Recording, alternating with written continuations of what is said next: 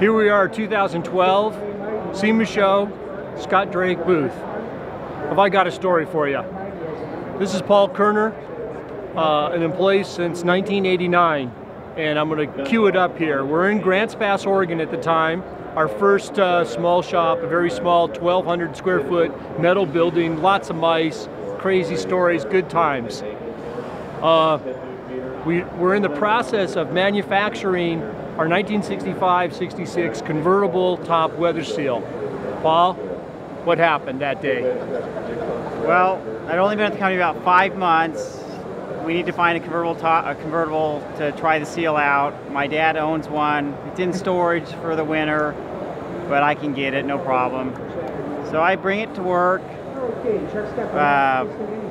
I'm in there testing the top. It's going up and down and making sure the seal fits good. And at that time, there was only 3 employees. So I was also shipping, working sales, doing everything. So I was running back and forth. And then I got sidetracked on the project. And a couple hours later, my mother calls me, says, "Do you have the convertible?" I said, "Yeah." She goes, "Are you sure?"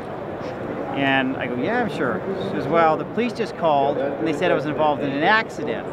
So I run outside and sure enough, there's an empty spot where the car was.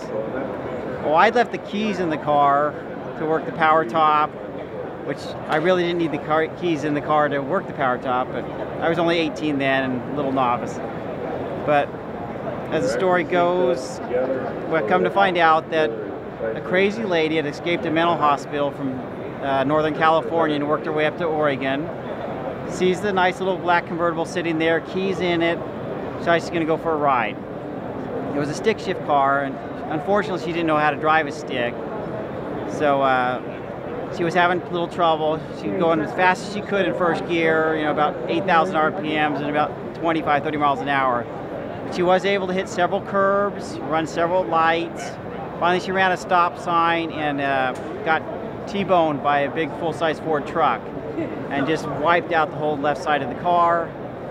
They hit so hard that it broke the truck, the guy's collarbone. He's wearing a seatbelt, broke his collarbone. That's how hard the impact was. But she was fine. She jumped out of the car, ripped off her top, running down the street half naked. She got about 2 blocks, sat on the curb, and was taking her pants off when a couple of witnesses tackled her.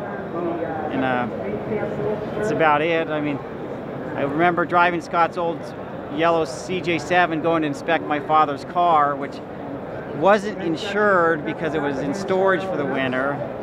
And this is before cell phones or anything, so then I have to inspect it. I had to go tell my dad what happened. He wasn't overly thrilled about the whole situation. We still have this car.